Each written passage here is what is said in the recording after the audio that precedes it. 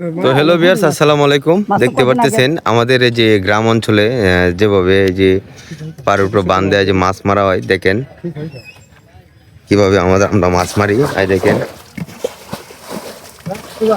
আমরা এখানে অনেক দর্শক আছি যে মাছ দেখার জন্য অপেক্ষা করতেছি। এখানে অনেক বড় বড় মাছ পাওয়া যাবে, কিন্তু এখন বোঝা যাইতেছে না যে মাছ আছে কি না। তো দেখতে পারবেন আজকে এনে কতটুকু মাছ পাওয়া যায় আপনাদের পুরো ভিডিওতে দেখাবো।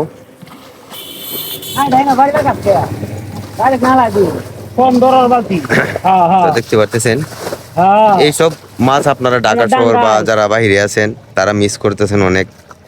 তো যারা যারা গ্রামের এই ছোট মাছ পছন্দ করেন তারা চলে আসেন।